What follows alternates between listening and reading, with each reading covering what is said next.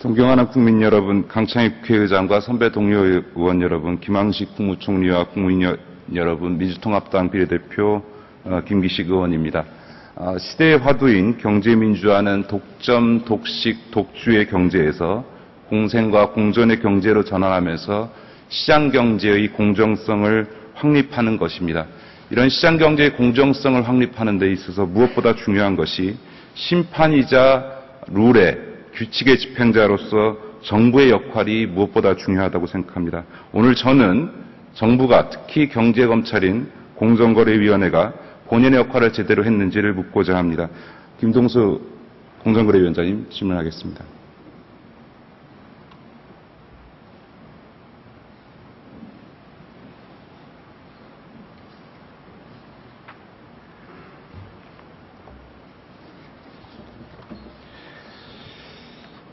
위원장님, 지금 이게 지난주에 제가 공개한 문건입니다. 2월 14일자로 2011년 2월 14일자 공정거래에서 작성한 내부 문건 맞습니까? 카르텔 총괄과에서 작성한. 예, 저희 실무부서에서 작성한 걸로 이렇게 알고 있습니다. 예, 원래 문건은 실무자가 작성하죠. 공정거래위원장이 직접 작성하시는 법은 없고 작성한 문건을 보고를 받으시는 거 맞죠? 모든 문건은 위원장까지 보고가 오는 경우는 없고요.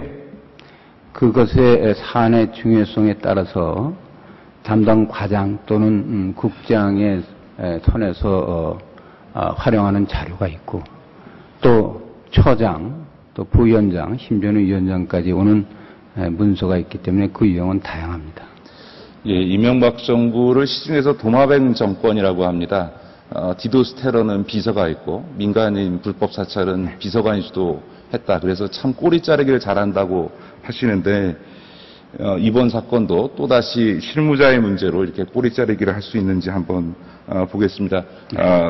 여기 보면 지금 그 자료에 나옵니다만 지금 이 문건에 보면 2월 14일자로 지금 4대강 1차 통키공사와 관련해서 공구 분할 및 들러리 1차 합의사항을 확인했고 심사보고서가 작성 완료되었다라고 하는 점을 적시하고 있습니다. 그런데 공정거래위원회는 그로부터 1년 4개월 뒤인 올해 6월 5일에야 심의를 시작했습니다. 의도적으로 미룬 거 아닙니까? 절대 그런 일은 없습니다. 그러면 그동안은 뭐 하셨습니까? 1년 4개월 동안? 예. 지금 의원님 말씀하셨다시피 이 사안은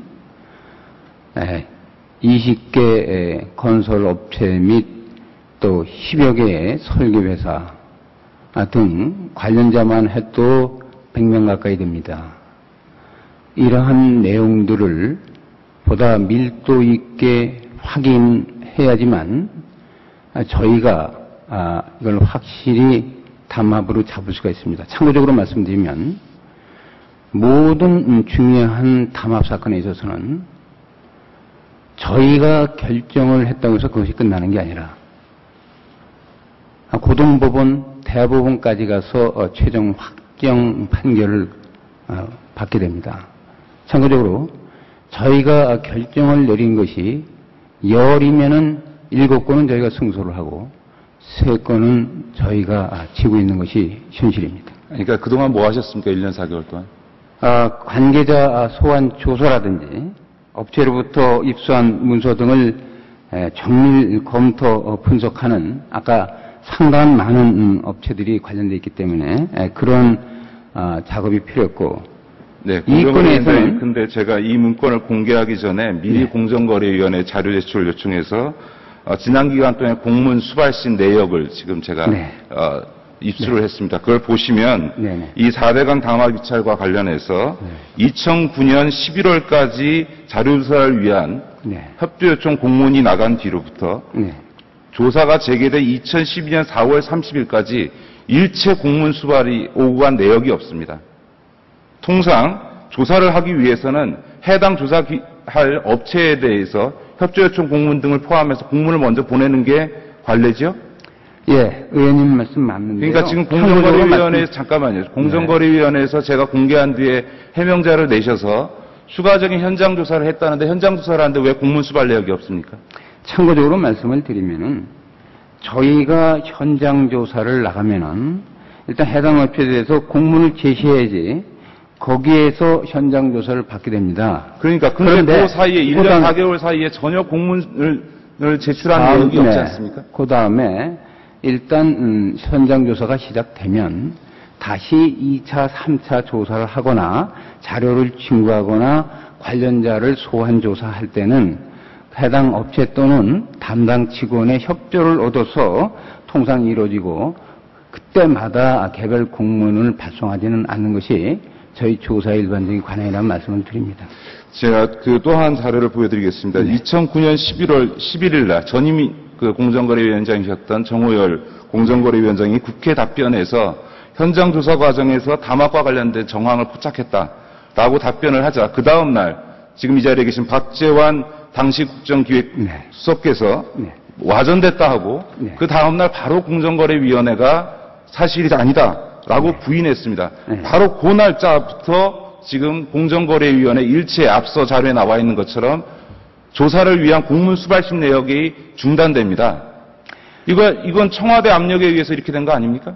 그거는 지금 우리 김 의원님 말씀대로 당시 이 의원께서 담합 의혹을 제기한 것이 2009년 10월 8일입니다.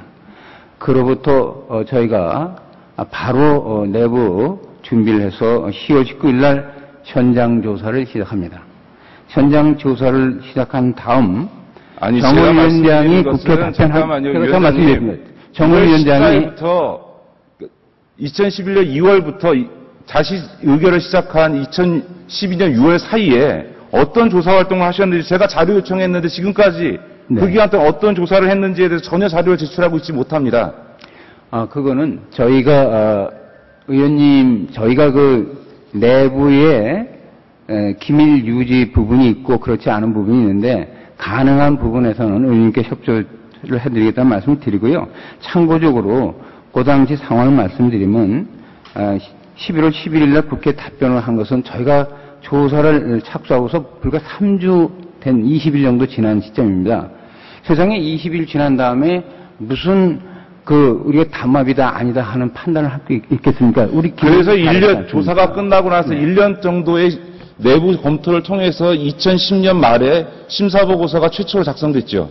최초의 초안이 작성 여부는 제가 확인하지 못했습니다만 실무자한테 확인한 결과 2010년 말에 1차 심사보고서가 작성이 됐고 그것에 기초해서 김동수 위원장께서 취임하신 직후에 심사보고서가 작성되었다라고 하는 카르텔 총괄과의 보고를 받지 않으셨습니까?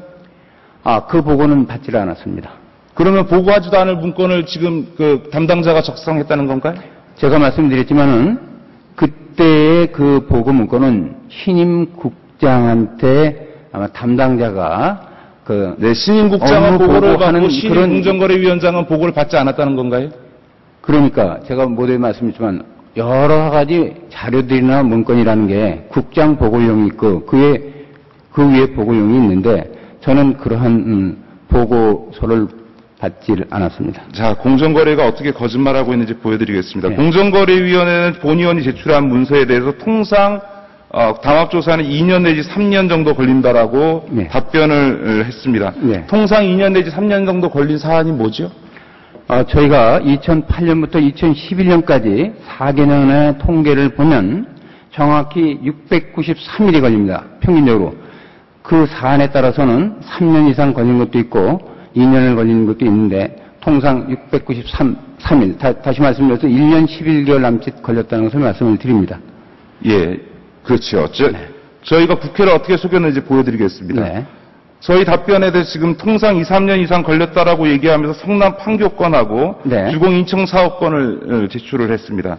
그런데 지금 통상 처리 기간이라고 하는 것은 진술조서 시작일부터 의결일까지로 정하죠. 그래서 보통 1년 내지는 아무리 길어도 1년 6개월이라고 하는 것입니다. 다시 말해서 지금 공정위원회에서 답변한 것은 최초 의결일이 아니라 이의가 제기되고 나서 재의결된 기간까지를 합쳐서 2, 3년 걸린다. 이렇게 지금 국회를 속인 거고요. 그런 2, 3년 걸린 재의결일까지를 고려한다 하더라도 지금 예로 드신 사안들은 모두 2년 안에 끝났습니다. 그런데 지금 이 4대강 사건만 유독 2009년 10월 달에 최초 진술조사를 받은 뒤에 그 뒤로부터 32개월이 지나서야 최초 의결을 합니다. 이게 납득이 됩니까? 참고적으로 말씀드리면은 금년 7월에 세간의 이목을 끌었던 소위 그 서민형 생활 음식인 라면 담합 사건의 경우도 4년이 걸렸다는 말씀을 드리고요. 국제 담합 사건에서는 그 이상 걸린 경우도 많습니다.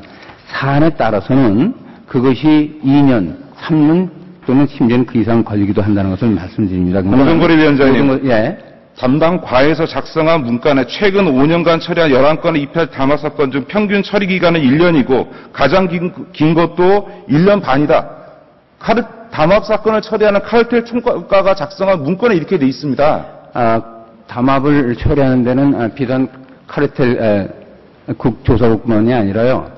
또 다른 국도 있습니다. 두 개국이 제가 말씀드린 건 입찰 담합권을 말씀드리는 겁니다. 예. 그래서 그러한 것들을 같이 놓고서 종합적으로 판단하고 통계를 하는 데가 저희 심판관리관실이 있습니다. 거기서 나온 자료를 지금 제가 말씀을 드렸습니다. 그 다음 문건을 좀 보여드리죠. 네. 2월 14일에 그런 문건이 작성되고 나서 2월 15일날 문건이 바뀝니다. 심사 완료가 심사 중위로 바뀌고 맨 마지막에 청와대와 협의가 필요하다라고 하는 부분이 적시됩니다.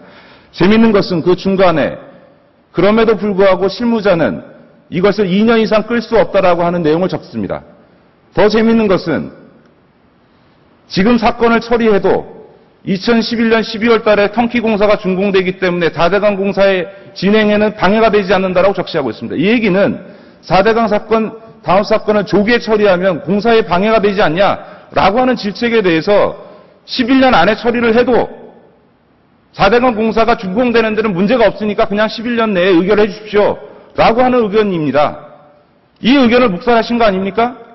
저는 분명히 말씀드리지만은 제가 그 문건을 직접 보고받은 적도 없고 그 문건을 고치라고 지시한 적도 없습니다. 따라서 그 다음 문건을 그럼 좋습니다. 예. 그럼 그 다음 문건을 보시죠. 네.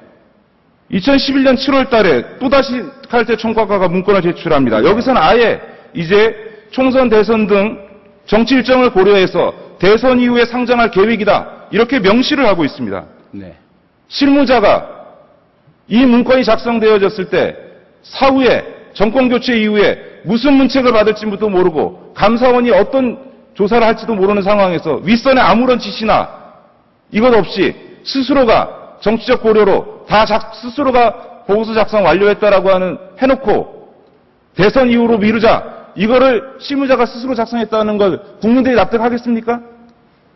답변 드리겠습니다. 예. 지금 제시하신 그 문건은 현재 저희 담당 실무부서에서도 확인을 할 수가 없는 문건인데요. 이것이 따라서 저희가 이것이 내부 문건인을 부정하십니까? 확인이 지금 안 되고 있습니다. 분명히 말씀을 드리는데요. 계속해서 실무적으로 지금 확인을 하고 있는데요. 그래서 이 문건 역시 저기에 적혀 있는 게 사실이라면은 지금 총선 대선 일정을 결정해서 대선 이후에 결정을 했나요? 어떤 것을? 그렇습니다. 되지도 않는 얘기 아닙니까? 총선에서 네. 새누리당이 패배할 것을 예상하다가 예상 밖으로 새누리당이 승리하자 네. 검찰이 마치 BBK 내곡 등 사건을 털어내듯이 이제 정치적 환경이 바뀌었으니까 4대강을 조기에 처리하자라고 하고 방침을 바꿔서 절대 처리한 거 아닙니까? 절대 그런 적도 없고요. 저는 그런 문건조차도 지금 실무적으로 좀 확인이 안 되고 있는 문건인데요. 아무튼 실무부서에 지금 확인하고 있습니다만은 절대 보고를 받은 적도 없고 청와대 협의하신 적 없으십니까? 없습니다. 만약에 청와대와 협의했음이 확인되신다면 물러나시겠습니까? 그렇게 하겠습니다. 알겠습니다. 지금 방금 말씀하셨던 것처럼 저는 명백히 공정거래위원회가 담합 사건을 확인하고 그 합의서까지 입수하고도 정치적인 이유로 이 사건 처리를 지연시킨 것은 명백한 직무유기이고 공정거래위원회 역사에 김동수 위원장이 역사적 오점을 남겼다고 생각합니다. 저는 그 다음에 과징금 관련해서 질문을 드리겠습니다. 지난 9월 4일 기자회견을 통해서 제가 공정거래위원회가 19조 1항 8호의 입찰 관련 조항이 아니라 3호 용역 제한 조항을 적용해서 관련 매출액을 절반으로 줄였다라고 하는 부분을 밝힌 바 있습니다. 그러자 공정거래위원회는 담합의 본질은 공구를 나눈 것이고 입찰은 단순히 실행한 것이다. 이렇게 해명했죠? 그렇게 우리 전원위원회에서 최종 판단을 한 겁니다. 담합은 왜 한다고 생각하십니까? 네. 담합을 왜 한다고 생각하십니까? 담합은 자기 그 해당 기업들의 이익을 극대화시키기 위해서 하는 겁니다. 맞습니다. 담합을 하려는 이유는 가격을 높여서 이익을 더 많이 얻고자 하는 것이고요. 높은 가격으로 응찰해도 떨어지지 않기 위해서 공구를 나누고 담합을 하는 겁니다. 다시 말해서 담합의 목적은 이익을 얻기 위한 것이죠. 거기서 응찰하는 행위는 응찰을 통해서 이익을 더 얻는 것이, 공구를 나누는 것은 높은 가격으로 응찰했을 때 낙찰되지 않는 조건을 만들기 위한 것입니다. 그게 담합의 본질입니다. 어떻게 이렇게 분말을 전거시킬 수 있습니까? 담합을 하는데 이익을 극대화하는 건 맞습니다만은 두 가지 방법이 있을 수 있습니다. 가격을 높이 단가를 해가지고 하는 방법이 있고 물량을 최대한 확보하는 방법이 있습니다. 근데 이 사건은 저희도 과거에도 이런 물량 배분의 담합에 대해서 제재를 한 사례가 있습니다만은 저희가 원고 측에 해당되는 조사관의 종합적인 검토와 증빙사를, 그리고 피고에 해당되는 기업 측의 항변 및 그에 대한 자료들을 종합적으로 판단한 결과 이것은 공구 분할을 하고 그 입찰은 그 공구 분할을 각각 자기네끼리 몇 프로 나눠 먹기로 한 거에 대한 실행행위다. 이렇게 최종 판단한 겁니다. 역시 어느 쪽을 갔든 기업들은 자기 이익을 극대화시키기 위해서 담합을 하는 것은 맞습니다. 예, 굉장히 오묘한 법리인 것 같습니다만 관련 조항을 한번 보여주십시오. 19조 1항 8호 입찰 관련된 조항입니다. 입찰 또는 경매에 있어 낙찰자, 경락자 가격, 낙찰 가격 또는 경락 가격 그 밖의 대통령령으로 정하는 사항을 결정하는 행위라고 되어 있고요. 3호는 용역 거래를 제한하는 행위입니다. 입찰 담합을 규율하는 데 있어서 저 8호를 적용해야 될지 3호를 적용해야 될지 초등학교 학생들한테 좀 모욕적이시면 대한민국의 로스쿨 입학생들한테 저걸 시험 문제로 내보십시오. 100명이면 100명 다 8호라고 지적하지 저걸 3호라고 답을 할 사람이 있습니까? 그것은 지금 그 위원님 참고적으로 제가 말씀드리면 저희는 사실상 1심 재판의 기능을 하는 기관입니다. 저희가 결정한 것이 단순히 감정에 의해서 이렇게 결정을 해가지고 가가지고는 고등법원, 대법원에서 저희가 승소할 수가 없습니다. 지금 감정이니까 지금 법 조항을 보시고요. 글쎄요. 자, 그러면 제가 그 다음 자료를 보여드리겠습니다. 이건 공정위 내부 고시입니다. 입찰 담합에 대해서는 다음과 같이 처리한다고 되어 있습니다. 그 입찰 담합에 뭐냐? 제19조 1항 8호를 위반하는 행위다라고 공정거래위원회 고시에 입찰 담합은 8호를 위반한 행위다라고 스스로 고시에다 적시하고 있습니다. 8호를 적용하면 됩니다. 그런데 왜 입찰 담합 관련 조항이 아니고 용역 제한을 적용합니까? 이게 용역 제한이라고 뭘로 설명할 수 있습니까? 말씀하시는데요. 그 가격 카르텔이 있고요. 물량 카르텔이 있습니다. 이게 물량 카르텔에 해당하는 겁니다. 이 3호 조항이요. 네. 적용되는 것은 판매량과 생산량을 조절하거나 제한하는 것에 적용하는 조항 맞지 않습니까? 예, 그거나 지금 의원님 말씀하시는 용역이나 양쪽 어느 거나 지금 하는 겁니다. 사대방 공사가 물량에 생산량이나 판매량을 조절했습니까? 입찰을 하는 데 있어서 담합을 해서 공사 구간을 나누고 나눠진 구간 하에서 90% 가까운 입찰 가격을 써내서 국민의 혈세를 낭비시킨 이 사안에 대해서 이게 용역의 제한이고 생산량의 조절입니까? 의원님, 이거는 16개 공구를 일제히 입찰을 시켰습니다. 같은 날. 입찰을 시켰기 때문에, 자, 16개의 떡이 있는 겁니다. 그 16개의 떡을 A 업체는 2개, 요거, B 업체는 요거, B 업체는, C 업체는 1개. 이런 식으로 물량을 나눠 가진 겁니다. 이 사안은. 이게 만약에 의원님 말씀대로 한다면은 한 개 공구씩 입찰을 했다면은 의원님 말씀이 맞습니다. 근데 이 건은 일제히 16개 공구를, 16개 떡을 자, 공정거래위원장이 공정거래위원회 입찰을 직원들한테 이 사건을 주고 아까 얘기했던 그 8호 조항과 3호 조항을 주고 무엇이 적용해야 되는지 한번 시험 문제를 내보시고요. 제가 그래서 도대체 3호를 적용한 사례가 있는지 자료를 제출해달라고 했는데 제출을 하지 않고 있습니다. 그래서 제가 싹 뒤졌습니다. 한번 자료를 봐주십시오. 지난 1년 동안 공정거래위원회가 담합 사건을 조사한 결과를 보십시오. 네.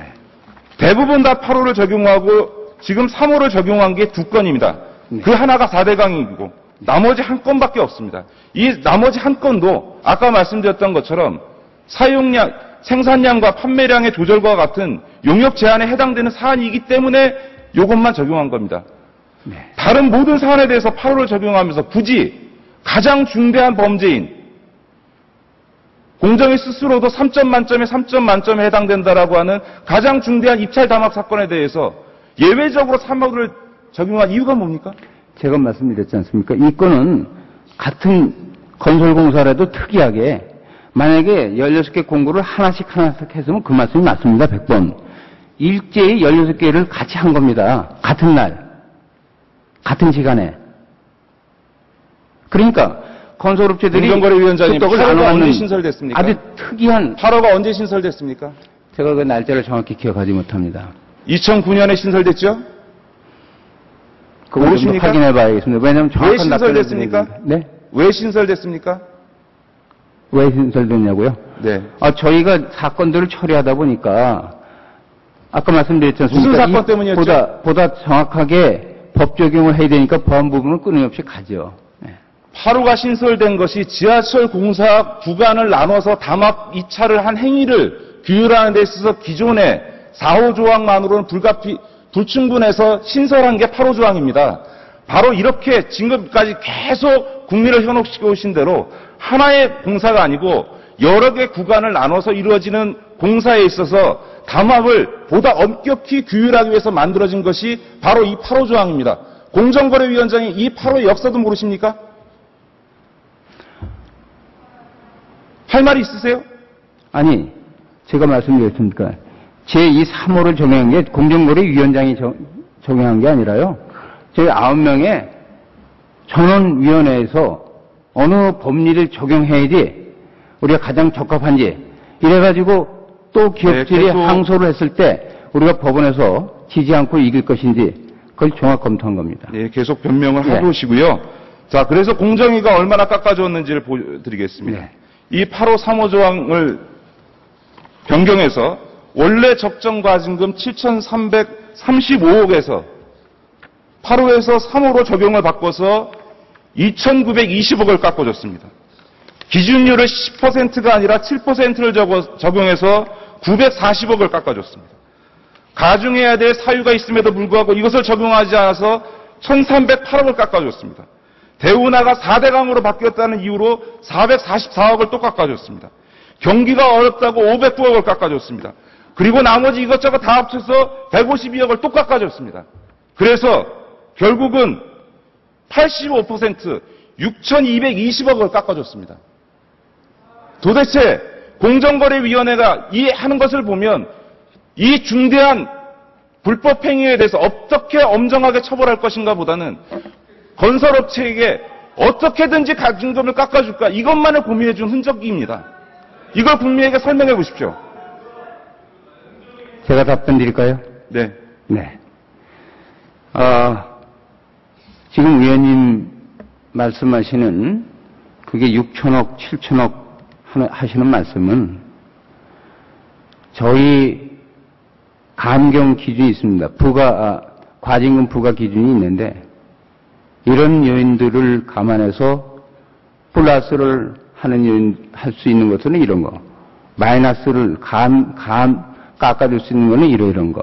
그런 것이 같이 균형되어 있습니다. 지금 의원님은 모든 것을 법상, 규정상 있는 최고 한도를 해놓고 거기에서 지금 말씀하시는데요. 참고적으로 과징금을 저희가 그런 식으로 최고로 해서 가져간 적도 없고요. 설사 가져간다 하더라도 법원에서 저희가 승소할 자신이 없습니다. 네. 그렇기 때문에 저희는 비례 형평의 원칙에 의해서 가산 요인과 감경 요인을 균형되게 고려할 수밖에 없다 하는 말씀입니다. 저희가 결정함으로써 모든 게 끝난다면 좋습니다. 그렇지 않은 현실도 이해해 주시기 바랍니다. 네, 공정거래법에는 감경 요인과 가산 요인, 가중 요인이 있는데 가중 요인은 단 하나도 적용하지 않고 있을 수 있는 모든 감경 요인을 다 적용한 것이 과연 균형을 맞춘 건지 국민들께서 판단하실 거라고 생각합니다. 국무총리께 질문드리겠습니다.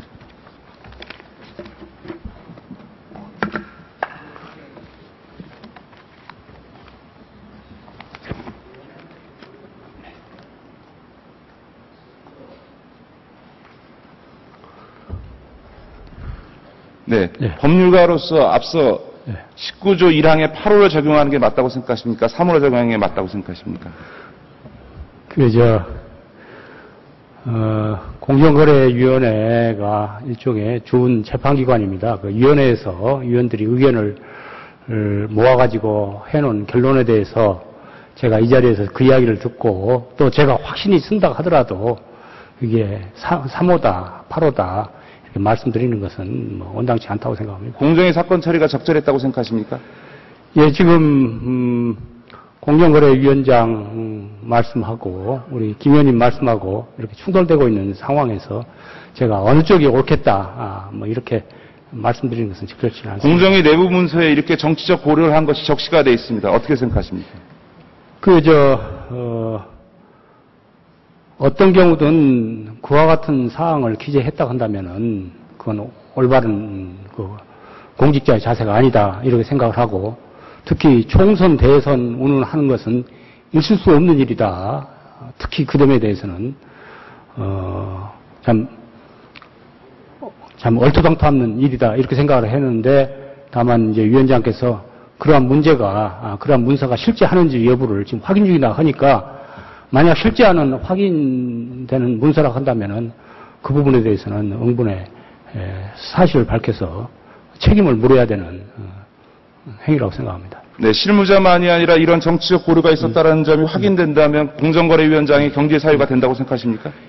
예, 지금 말씀하신 바와 같이 대선, 총선을 고려를 하고 그것이 공정거래위원장이 다 인식하고 경우에 따라서는 서로 이렇게 짬짬이 돼가지고 했다고 한다면은 책임을 져야 되는 일이라고 생각합니다. 이것은 그 경지를 넘어서서 공정거래위원회 직무유기와 직권남용에 해당된다는데 법무부 장관에게 이 점에 대해서 수사할 것을 지시할 생각은 없으십니까? 예, 가정에서 말씀드리기는 적절치는 않고요. 다만 이것은 이제 공정거래위원장이 이렇게 일반 행정경과 같이 상명하복이라든지 이런 것에 의해서 결정되는 문제가 아니고 중앙선거관리위원회라든지 감사원이라든지 공정거래위원회라든지 이와 같이 전문성을 가진 위원들의 의견을 취합을 해서 최종적으로 결정하는 상황이기 때문에 이걸 누구 한 사람의 책임을 묻고 할 사안은 아닌데 다만 그 과정에서 실정법에 위반되는 그와 같은 요소가 있다 한다면은 그건 별도로 책임을 져야 되는 사안이다 이렇게 생각합니다. 지금 검찰이 공정거래위원회를 압수수색해서 직무유기 수사를 하고 있습니다만 제대로 되고 있는지 의문스럽습니다. 만약 검찰에서 요청한다면 본 의원이 입수해서 공개한 자료뿐만 아니라 일체의 자료를 제공할 용의가 있음을 밝혀드립니다. 저는 총리 4대강 당합 사건은 지금 밝혀진 약 3조 5천억 외에 나머지 18조 전반에 걸친 담합이 이루어졌다라고 하는 증언과 제보가 들어오고 있습니다. 4대강 공사 전체에 대해서 담합 비리를 조사할 의향은 없으십니까? 지금 이제 고발에 의해서 검찰에서 수사를 하고 있고 또 그에 한정되지 않고 다른 부분에 관해서도 수사를 개시할 단서가 있다고 한다면은 그건 당연히 수사를 개시할 수 있을 것이다. 저는 그런 생각을 합니다. 그런데 그와 같은 이제 단순한 풍문이라든지 이런 것보다도 그것이 확실한 수사 개시가 될 수 있는 단서가 되느냐 하는 것은 검찰에서 판단할 일이다 이렇게 생각을 합니다. 네.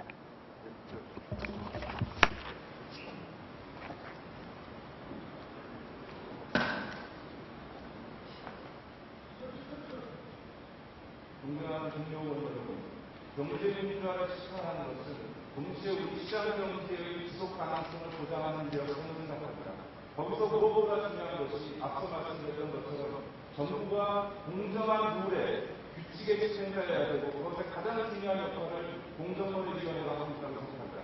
이렇게 공정거래위원회가 경제검찰로서의 공부를 망각하고 정치적 거래에 의해서 국민의 혜택가 나누는 사람의 방어 비리를 은폐하는 이런 일들은 결코 묵과되어서는 안 되고 지난 2년 동안 국회를 상대로 허위 보고를 하는 것에 대해서도 국회 차원에서 반드시 진상 조사가 이루어져야 된다고 생각합니다. 그런 점에서 팬들과 분들께서도 이 상황과 관련해서는 독점 조사를 실시하는 힘을 주실 것을 부탁드립니다.